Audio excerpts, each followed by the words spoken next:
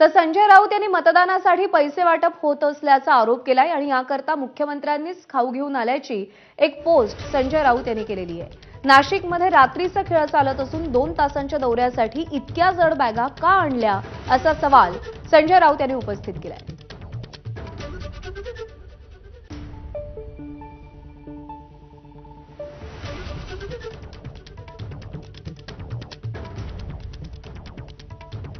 विविध ठिकाणच्या मतदानावेळी महायुतीकडून पैसे वाटप होत असल्याचा आरोप सातत्याने महाविकास आघाडीकडून केला जातोय। बारामतीमध्ये ज्यावेळी मतदान झालं त्यावेळी सुद्धा रोहित पवार यांनी मोठ्या प्रमाणात पैसे वाटप झाल्याचा आरोप केलेला होता। त्या संदर्भातल्या विविध पोस्ट व्हिडिओ त्यांनी शेअर केलेले होते आणि आता संजय राऊत यांनी सुद्धा पैसे वाटप होत असल्याचा आरोप केलाय। ही दृश्य सध्या आपण पाहतोय। काही तासांच्या दौऱ्यासाठी एवढ्या जड बॅगा का आणल्या गेल्या असा सवाल संजय राऊत यांनी विचारलाय। वेदांत नेब आपल्याला अपडेट देईल। वेदांत,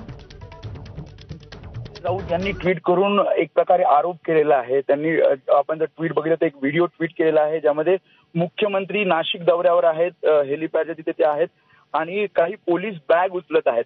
तर त्यावर संजय राऊत हे प्रश्न विचारतायत की या इतक्या जड बॅगा पोलीस का घेत आहेत आणि यातून कोणता माल हा नाशिकला पोहोचलाय। त्याशिवाय ते हेही म्हणतात की निवडणूक आयोग हे फालतूची नाकाबंदी करते, झडत्या करते, मात्र महाराष्ट्रात अधिकृत हे बॅग वाटप सुरू आहे का असा सवाल सुद्धा संजय राऊत यांनी विचारलेला आहे। आपण तो व्हिडिओ बघितला तर मुख्यमंत्री आहेत, त्यांच्यासोबत सुरक्षा रक्षक आहेत आणि काही बॅग उचलून घेऊन जात आहेत आणि त्याहूनच संजय राऊतांनी ट्विट करत एक प्रकारे आरोप केलाय आणि प्रश्नचिन्ह सुद्धा उपस्थित केलेलं आहे। शिवाय त्यांनी निवडणूक आयोगाला हा जबाब विचारलेला आहे।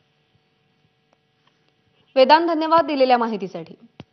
तर हा व्हिडिओ संजय राऊत यांनी ट्विट केलेला आहे। काही तासांच्या दौऱ्यासाठी जर मुख्यमंत्री येत असतील तर एवढ्या मोठ्या आणि जड बॅगा इकडे का आणल्या जातात आणि या बॅगांच्या माध्यमातून नाशिकमध्ये नेमकं काय पोहोचवलं जात आहे असा सवाल संजय राऊत यांनी उपस्थित केलाय। महाविकास आघाडीकडून सातत्यानं पैसे वाटपाचा आरोप महायुतीवर केला जातोय। दरम्यान अहमदनगरचे